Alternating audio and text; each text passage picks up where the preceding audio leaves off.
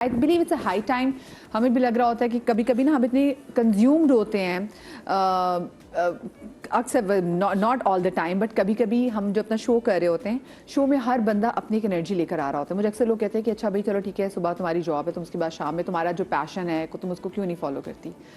तो मैं बड़ी कंज्यूम्ड आती हूँ। नहीं, कैसे कंज्यूम्ड आती हूँ, तो कभी कभी इतने डिफरेंट एनर्जीज के लोग आ रहे होते हैं और आपको like my job is to कि मुझे प्लीज करना है, लेकिन कभी कभी गेस्ट इस कदर एक एटीट्यूड ऑलरेडी घर से, अब वो घर में उनकी लड़मियाँ से लड़ाई होगी तो उनको तो अब मैंने जाके ना शो में निकालना है, मैंने अगली का जाके शो बर्बाद करना है। ऐसे ऐसे लोग भी हमारे पास गेस्ट में आते हैं। उसमें फिर आप कोशिश कर रहे थे कि आप उनके थेरेपिस्ट बन जाते हैं जी, कि पहले वो 2-3 आपको शो में आपका शो खराब कर दें, लेट पहुंचे, लेट इन हो, ये वर्क से वो ना, तो फिर आपके कोई बात नहीं। बट कभी कभी मैं भी कह देती हूँ, मैंने बहुत दफ़ा नहीं कहा, लेकिन मैंने कुछ ऐसे गेस्ट है उनको कह दिया, मैंने कहा भाई आपने तो मेरी एनर्जी चूस ली। मैं इतनी खुशी ऑफिस से आती हूँ, because this is my passion, ये मेरा घर है, मैं आप लोगों से बात करती हूँ, ये मेरी अम्मी की डेथ के बाद मुझे मेरे शो ने बाहर निकाला, तो मेरे लिए इससे मुकद्दस जगह कोई नहीं है। जी, गेस्ट तो कभी कभी आते हैं ना, आप डेली आती हैं। जी, मेरा तो रिस्क इस कुर्सी से चलता है, तो मैं इज्जत दूंगी, मुझे इज्जत मिलेगी।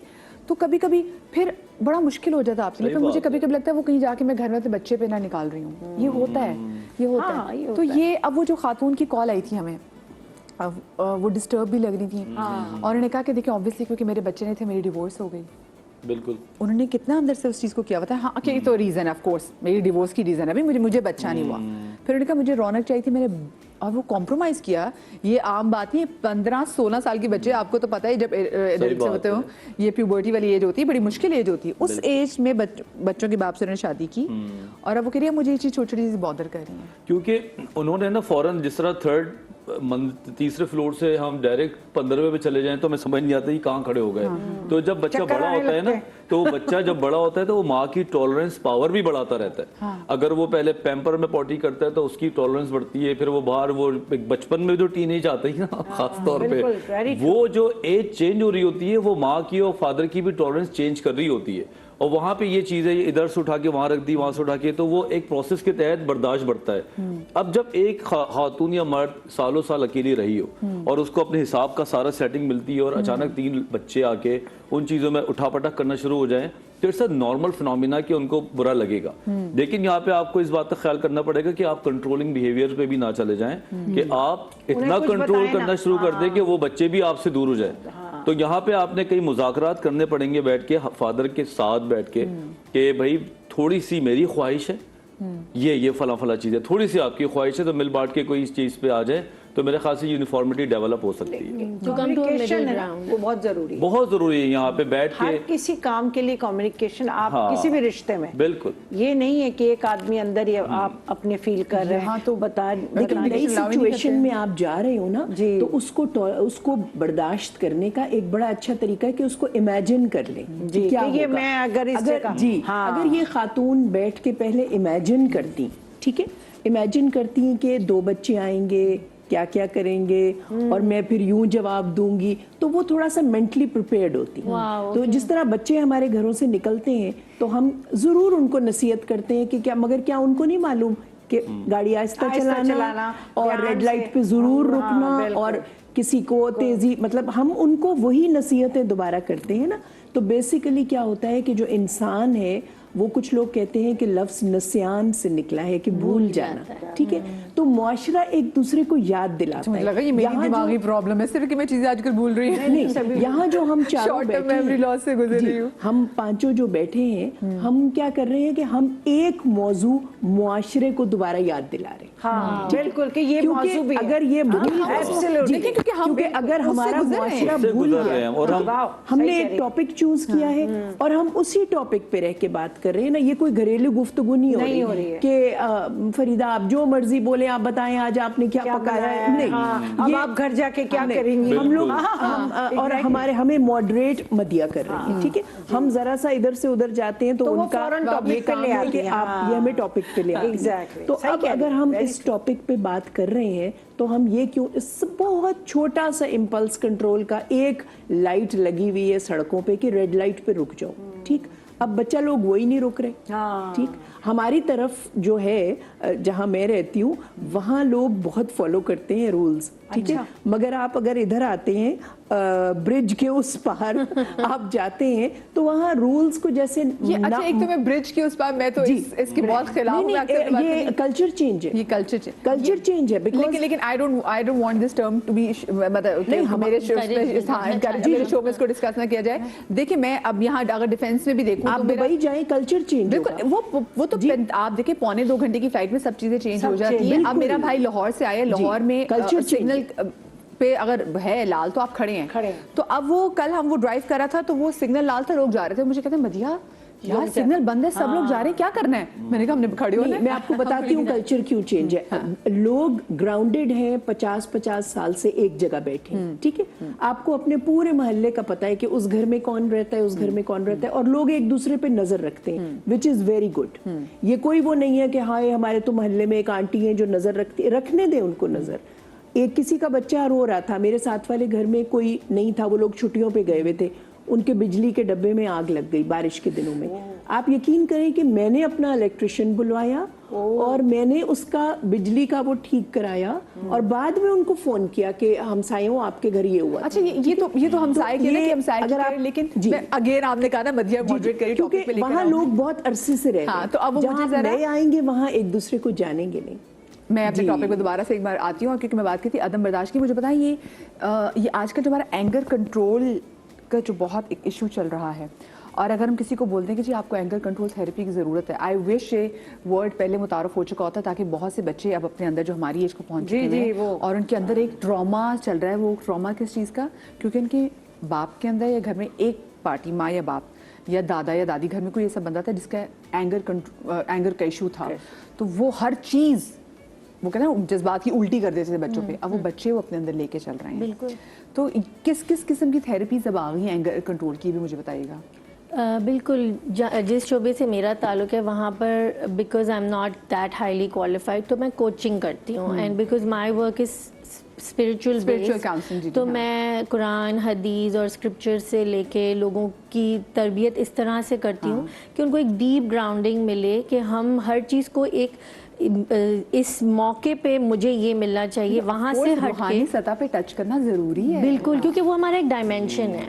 और जो हमारा वेस्टर्न कॉन्सेप्ट डेवलप हुआ आफ्टर इंडस्ट्रियल रेवोल्यूशन, वहाँ पर everything became about 9 to 5 job, घर, so we lost touch with our deep. और वहाँ पे हमारी अखलाकियात हैं, क्योंकि हम अपनी आखिरत को याद करके, हमारे हायर पर्पस को याद करके अपनी तरबियत करने की कोशिश करते हैं, अपने गुस्से को कंट्रोल करते हैं। कुरान में अल्लाह ताला ने कहा कि तुम अपने गुस्से को जब्त करो, काज़िमीन अल गैज़ा व आफीना अनिन नास, कि तुम लोगों को फॉरगिव कर दो, लेट गो कर दो। तो इससे हम जब रिलेशन बेस्ड कोचिंग करते हैं, तो एक बहुत इंपॉर्टेंट चीज़ मेरी टीचर ने सिखाई मुझे कि इंटेंशन क्या है आपकी बात करते हुए, कि आपकी इंटेंशन कनेक्शन है या करेक्शन है। So you have to choose connection over correction, कि आप हर चीज हर किसी को टोक रहे हैं क्योंकि आपको हर किसी को टोकना है हमारे आसपास हर चीज पे और क्या सोचा है कि हम क्यों टोक रहे हैं, क्योंकि मुझे लगता है वो अपने आप को सुपीरियर समझ रहे होते हैं। एग्जैक्टली।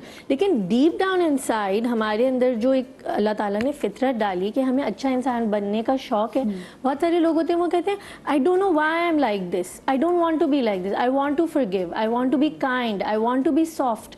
तो आप उनको थोड़ा सा अपने ही अंदर ले जाए ना, तो उनको समझ में आने लगते हैं I don't know what my intention is. जैसे मैं उनको बोलती हूँ ना व्हाट इज योर इंटेंशन, तो बोलते हैं I don't no, let me think. तो वहाँ पे हमारी जो मजहबी तरबियत है कि हर चीज़ से पहले आपने अपनी नियत बांधनी है, वो इंसान अगर अपने हर लम्हे में सोचने लगेगा ना, तो वो थोड़ा पॉज लेगा, सोचेगा। रसूल पाक अपने सल्लल्लाहु अपने सहाबा को कहते थे कि अपनी ज़बान के नीचे एक छोटा सा पेबल रखो, छोटा सा स्टोन, ताकि जब तक तुम जवाब देने के लायक बनो, तुम पत्थर को मुंह से निकालोगे, तुम्हें थोड़ा सा वक्त मिल जाएगा कि तुम एकदम से फटोगे नहीं, सोचोगे कि ये मैं क्यों कर रहा हूँ। तो कनेक्शन ओवर करेक्शन इम्पोर्टेंट। ये बड़ी अच्छी बात आज मैंने सीखी, मुझे भी अब लगता है जवाब फौरन इसीलिए जवाब देते हैं ना। This is beautiful, thank you. मतलब ये एक ना आपका जाविया बदलने के लिए बहुत ज़रूरी था। हमारे कॉलर मौजूद है नसरीन। अस्सलाम वालेकुम। वालेकुम सलाम जी नसरीन जी, क्या कहना चाहेंगी? हाँ, आप सबको मेरी तरफ से बहुत अस्सलाम वालेकुम। अल्लाह ताला आप लोगों को सेहत जिंदगी के साथ उम्र दराज दे। आमीन। हाँ, तो मैं ये कहना चाह रही थी कि ना ये आपका टॉपिक है, तो हकीकत है कि बच्चियां बर्दाश्त कब तक करें? Nasreen ji, I think she is correct. Nasreen ji, हम आपको सुन रहे हैं, अच्छा अच्छा। हम आपको सुन रहे हैं। आप समझे आपकी बेटी बैठी हुई है, शेयर करें। हाँ, बताइए। हाँ, मेरी बेटी है, उसके साथ भी यही मामला है। उसको भी 14 साल हो गए हैं और है ना रोज है ना तशद्दुद का शिकार होती है, दैनिक तशद्दुद। उसके हस्बैंड जो रोज है ना उसको बुरा भला कहता है, माँ बाप को गालियां बकता है। तो वो बहुत ऐसी बेचारी मासूम बच्ची 20 साल की थी, मैंने शादी कर दी थी, पढ़ती थी वो।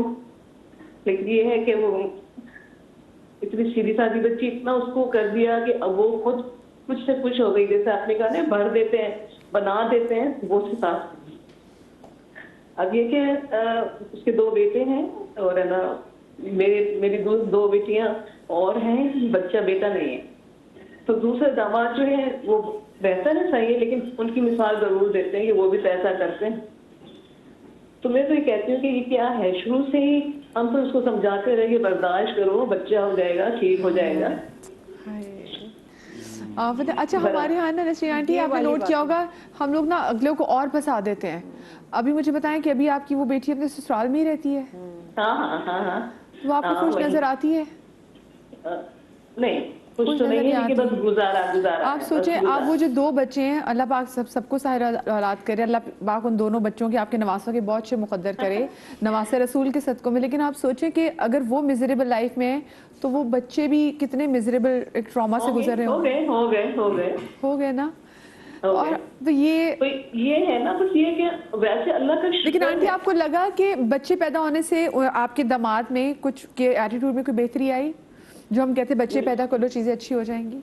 हाँ, बेहतरी कुछ दिनों के लिए आई थी कि वो उनकी एक रेपो बन गई कि मेरे 2 बेटे हैं। हाय, वो भी अल्लाह ने मदद की। देखे ना, ये हुआ। उसके बाद जो है वो उनका माँ के घर नहीं जाओ, ये शुरू से रहा कि माँ के घर नहीं जाओ, शादी होगी, खत्म, बिल्कुल खत्म रिश्ता, कि नहीं जाओ उनके घर।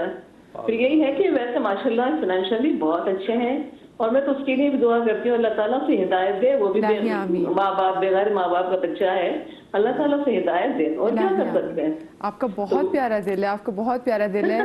अल्लाह पाक, लेकिन आपकी बेटी को मैं कहती हूँ बहुत, और देखिए अल्लाह पाक ही दिल बदलने वाला है। हाँ, मैं तो उसको ये कहती हूँ, अगर देखिए मैं उसकी ना सुनूं तो फिर वो कुछ और ना कर ले। नहीं, इसीलिए मैं सबसे कहती हूँ, अगर कोई आपके पास एक ऐसा शोल्डर कॉर्नर मौजूद होना चाहिए जो अपनी बातें और माँ बाप को ना थोड़ा सा वाकई दिल खोलना चाहिए बच्चों को सुनने के लिए। मुझे छोटी सी ब्रेक लेनी है, ब्रेक के बाद हाजिर होते हैं।